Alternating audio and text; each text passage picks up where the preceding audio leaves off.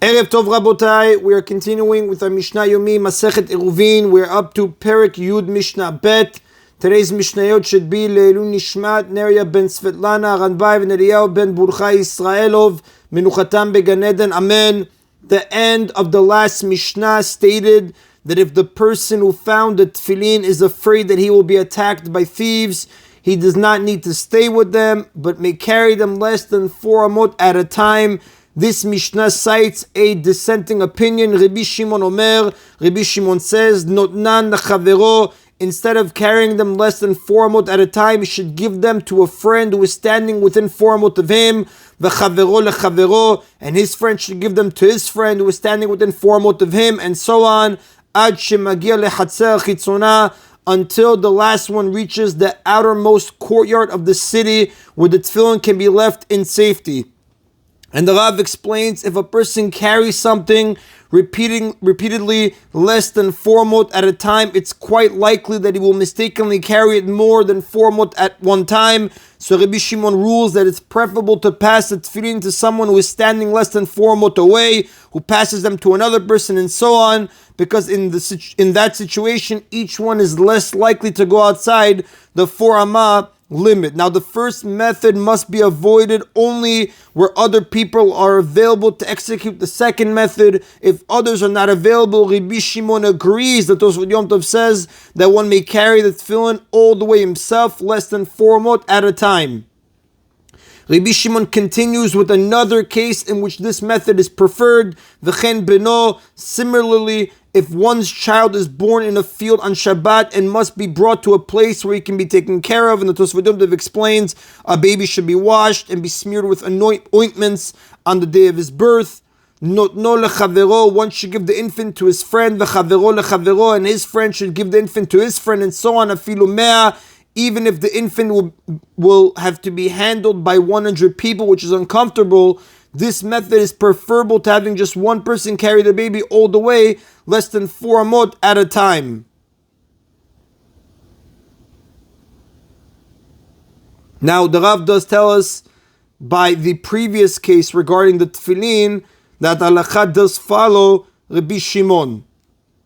Now, according to the previous Tana, passing an item from one person to another who is within 4 amot of the first is permitted only for a mitzvah, such as protecting the sanctity of tefillin or the well-being of an infant. That's the case Rabbi Shimon's talking about, a mitzvah purpose or the well-being of an infant. Now, the next Tana that we're going to quote, Rabbi Yehuda, he rules that it's permitted in other situations as well. Rabbi Yehuda Omer, Rabbi Yehuda says, Noten adam chavit lechavero, even if a person found an ownerless barrel in a public domain, he may give the barrel to his friend, v'chavero lechavero, and his friend to his friend, and so on. Afilu chutz letchum. Furthermore, it may be transported in this manner even outside its tchum, meaning more than 2,000 amot from where it was found. Now, the Tosfot Yom Tov, the commentaries explain that Rabbi Yehuda states 2 leniencies. It's permitted to pass the barrel from one person to another, although no mitzvah is involved, and to take in more than 2,000 amot from the place where it was found. Although it's forbidden to remove an object from the tchum of its owner, in this case where the barrel does not have an owner,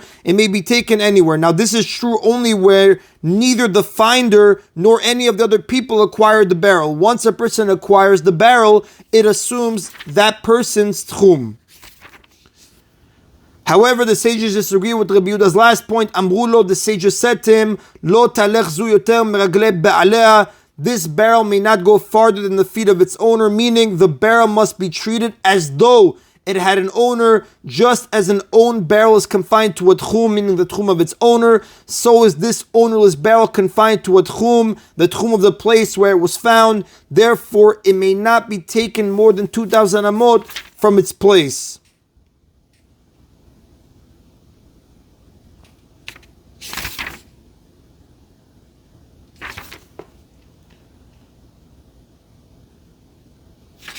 And that is the end of Mishnah Bet.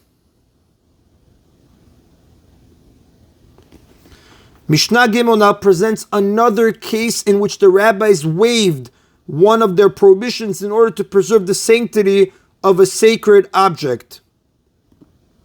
היה קורא בספר על אסקופה if one was reading a book, a scroll, right? The Rav explains in those times all the books were written upon scrolls, like a Sefer Torah of today. If one was reading a scroll of scripture while sitting on a porch that is a Karmelit, now the porch juts outside from the house. It's at least 4 tefachim wide, 4 tefachim long, and less than 10 tefachim high. And these dimensions give it a status of a Karmelit. Nitgangel sefer miado, and one end of the scroll rolled out of his hand and landed on the ground of the public domain. Golelo etzlo, he may roll it toward himself, although it's rabbinically forbidden to transfer an object from a public domain to a Karmelit. Even in this case, where the reader is holding one end of the scroll in the Karmelit, the rabbis lifted their prohibition so that the sacred scroll will not be left in a demeaning position. Now, the Mishnah discusses a scroll that fell into a public domain from a private domain. Now that we spoke about from falling into a public domain from a Karmelit. Haya koreh berosh hagag. If he was reading the scroll when sitting on a rooftop, which is a private domain, v'nitgangel hasefer miado, and one end of the scroll rolled out of his hand, the halacha is like this.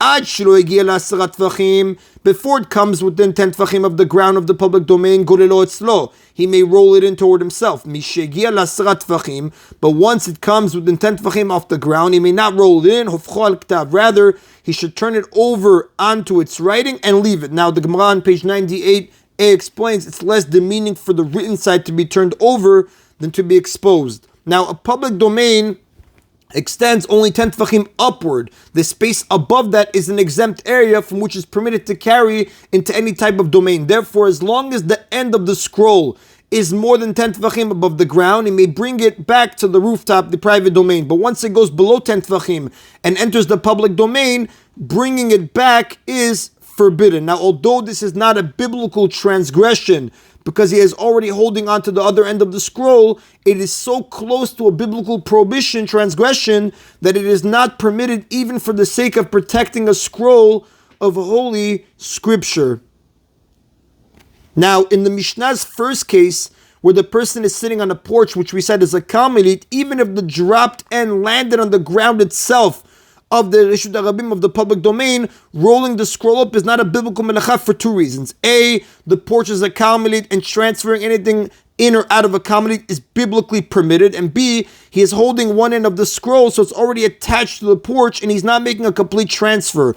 Although rolling it up is still rabbinically prohibited, this is a relatively weak prohibition, and the rabbis waived it for the sake of protecting a scroll of holy scripture. In the Mishnah's last case, however, where he is sitting on a private domain and the scroll comes to rest within 10 tefachim off the ground of the public domain, bringing the dropped end back to the rooftop would be a biblical melacha, were it not for the fact that he's holding the other end. Since rolling up the scroll in this circumstance is almost a biblical melacha, it is not permitted even to protect the scroll of holy scripture. Now, this prohibition against rolling in the end of the scroll from within 10 tefachim off the ground applies only if it had come to rest on some surface. If it's dangling in the air and not resting on a surface, the reader is allowed to roll it in no matter how close it is to the ground of the public domain.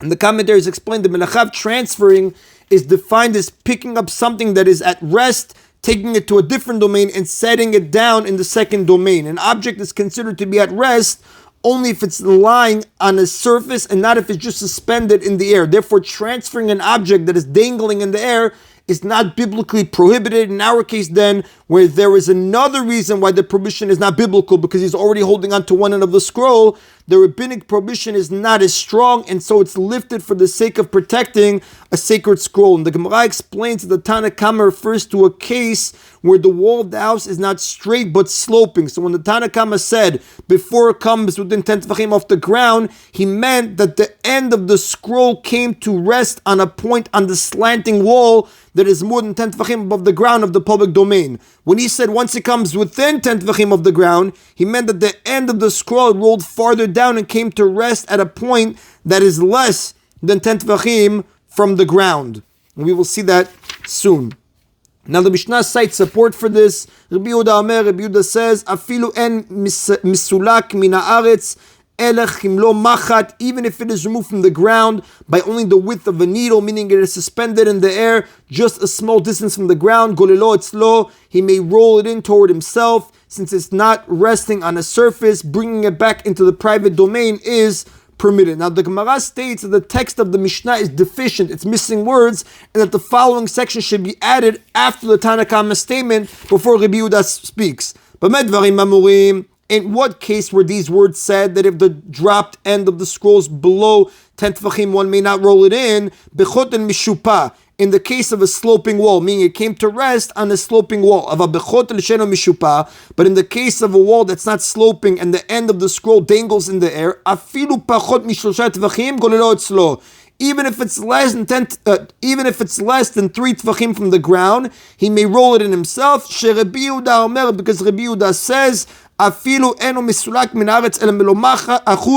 even if it's removed from the ground by only the width of a thread, he may roll it in toward himself. And this is all brought down by the Rav.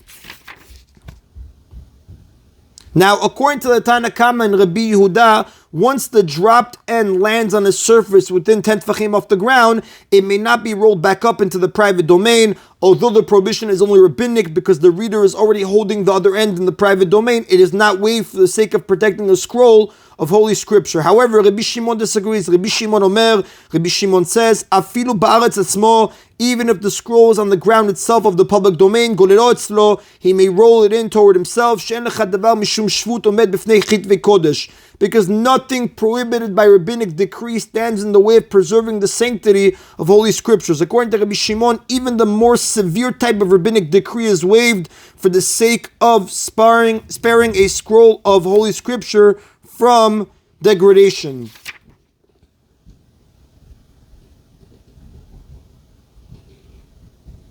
And the Rav does tell us, Ven halakha Rabbi Shimon, the halakha does not follow Rabbi Shimon. And that is in Rabotai of today's Mishna Yomi. Baruch Adonai leolam. Amen v'amen.